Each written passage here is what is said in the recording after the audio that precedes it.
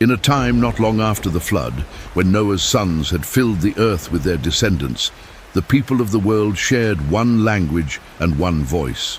Their words united them, their purpose bound them together, and their ambition, unchecked by humility, would soon lead them to defy the will of God himself. This is the story of the Tower of Babel, a moment in history when human pride reached toward heaven, and God himself came down to humble the hearts of men. Genesis 11:1-9. After the great flood, God commanded Noah's family to be fruitful and multiply and fill the earth. Genesis 9:1. Humanity began again, spreading across the fertile plains and valleys of the ancient world. But as generations passed, the people journeyed eastward and came upon a broad, open land in the plain of Shinar, a place rich in soil, with rivers flowing and the promise of greatness in its midst. Genesis 11:2. There, in that vast plain, humanity gathered. They shared one speech, one understanding, one vision, and from that unity arose an idea, a dream born from human pride and fear. They would build a tower, not to glorify God, but to make a name for themselves. The Bible tells us in Genesis 11:1-2, "Now the whole earth had one language and one speech, and it came to pass, as they journeyed from the east, that they found a plain in the land of Shinar, and they dwelt there." At first, this might sound like a story of cooperation, of a people working together toward progress. But beneath their unity, there stirred a deeper motive, one not rooted in obedience, but in pride. Humanity feared being scattered. They longed for permanence, for control. Instead of trusting God's command to fill the earth, they clung to one place, believing that together they could achieve greatness on their own terms. So they said to one another, "Come, let us make bricks and bake them thoroughly." And they used brick for stone and asphalt for mortar. Genesis 11:3. This small detail, the making of bricks, might seem ordinary, but it marks a turning point in human civilization. Rather than using natural stones, they invented a way to build from their own creation. It was as if man had learned to rely not on the materials God provided, but on his own ingenuity, on human innovation divorced from divine purpose. Then came the declaration that revealed their hearts. "Come, let us build ourselves a city and a tower whose top is in the heavens. Let us make a name for ourselves, lest we be scattered abroad over the face of the whole earth." Genesis 11:4. That sentence carries the full weight of human rebellion. Let us build for ourselves. Let us make a name for ourselves. Their unity, once a gift, had become a weapon of pride. They no longer sought to honor the name of the Lord, but to exalt their own. They feared being forgotten, so they reached for immortality. They feared obscurity, so they reached for heaven. The people of Shinar began their great construction, the city of Babel, crowned with a tower that pierced the clouds. With every brick laid, their pride grew taller. The smoke of their furnaces darkened the sky as they baked brick after brick, building not just a monument, but a movement, a symbol of human strength without God. The tower rose high above the plain, visible for miles. Travelers came and marveled. Workers shouted in one language, and plans flowed without confusion. It was an age of perfect understanding, yet an understanding turned against the one who gave it. The people thought, if we can reach the heavens, we can be like God. But the Creator who sees all hearts watched their labor and discerned their intent. Genesis 11:5 says, "But the Lord came down to see the city and the tower which the sons of men had built."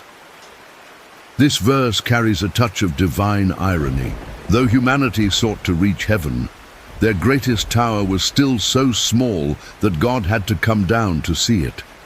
It is a picture of the vast difference between the majesty of the Creator and the limits of his creation.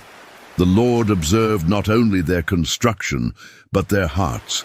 In Genesis 11:6 he said, Indeed, the people are one, and they all have one language, and this is what they begin to do. Now nothing that they propose to do will be withheld from them." This was not a statement of admiration, it was a warning. Unity, when rooted in rebellion, becomes dangerous. When people unite apart from God, their power multiplies, but so does their corruption. God, in his mercy, would not allow humanity to destroy itself so soon again. He had promised never to flood the world again as judgment, but he would still intervene to restrain sin and preserve his divine order. Then, in Genesis 11:7, God declared, "Come, let us go down, and there confuse their language, that they may not understand one another's speech." And so, in a moment of divine intervention, the voices of men were scattered into chaos. The sounds of unity became a storm of confusion. One worker called for bricks, another heard wood. A leader shouted orders, but the laborers could no longer understand. Where once there had been harmony, now there was misunderstanding. Where once there had been cooperation, now there was frustration.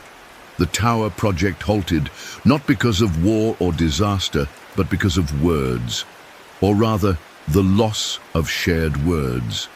God did not destroy their city with fire or flood.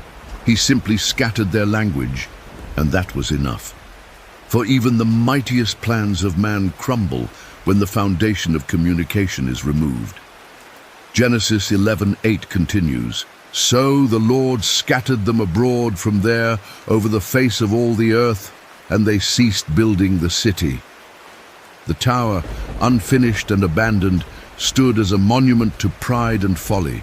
Its bricks, once symbols of progress, now lay silent beneath the dust of confusion.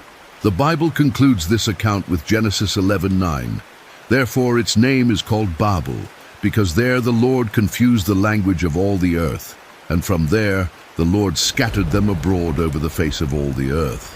The word Babel carries a dual meaning. In Hebrew, it means confusion. But in the ancient Akkadian tongue, it also meant the gate of God. How fitting that what men called the gate of God became, through pride, a place of confusion, a symbol of man, as attempt to reach God without God's guidance. From that day forward, humanity was divided by language, culture, and distance. What once was one tongue became many. What once was one people became nations. And thus God's command to fill the earth was fulfilled, not by willing obedience, but by divine intervention. The story of Babel is not merely about an ancient tower. It is about the condition of the human heart, about pride, ambition, and the illusion of independence from God. Even today, humanity continues to build its towers, not of brick and mortar, but of technology, ideology, and self-worship. The spirit of Babel lives wherever people say, "We can reach heaven on our own. We can build a name for ourselves. We do not need God." But Scripture reminds us that God resists the proud, but gives grace to the humble. James 4:6. Just as in Babel, God still humbles human pride, not to destroy, but to redeem. Let us reflect for a moment on the deeper lessons of this story. Unity without God leads to confusion. The people of Babel were united, but their unity opposed God's command. Unity itself is not evil. In fact, it is powerful. But unity must be built on truth and obedience. When people unite in pride, their unity becomes their downfall. Pride blinds us to dependence on God. The builders believed that through their own effort, they could achieve greatness. They feared obscurity more than they feared sin. But Scripture says, "Unless the Lord builds the house, they labor in vain who build it." Psalm 127:1. God's plans cannot be thwarted. Though men tried to settle in one place, God's will for humanity to fill the earth prevailed. Even through confusion, his purposes moved forward. What seemed like judgment was, in truth, mercy. For God scattered them not to punish, but to protect them from greater ruin.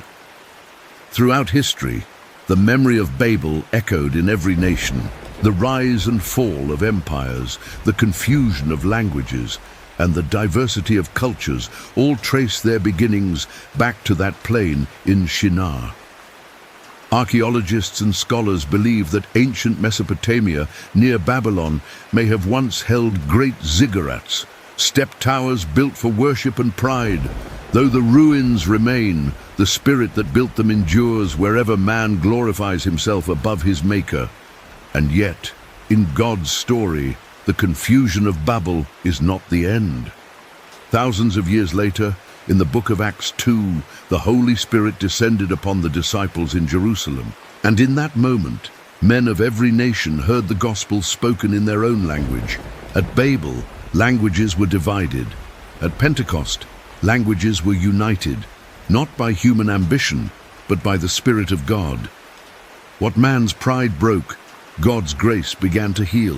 This is the divine pattern throughout Scripture, where sin scatters, grace gathers, where pride builds towers, humility builds altars. The Tower of Babel teaches us that greatness apart from God leads only to confusion. True greatness comes from surrender, not striving.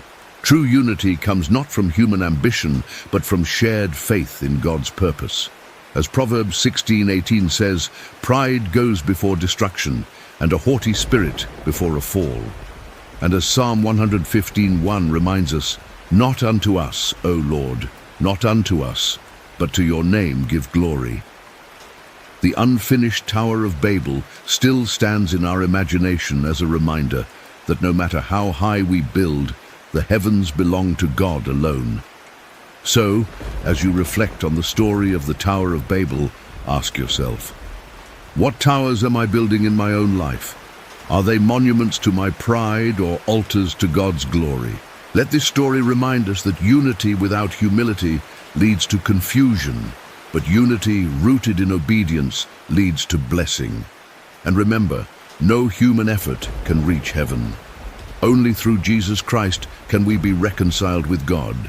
As he said in John 14:6, "I am the way, the truth, and the life. No one comes to the Father except through me." So if you believe in the truth of this story, if you desire to walk in humility and obedience before God, then take a moment to give him glory today. And as we always say, if you accept Jesus Christ our Savior, like this video,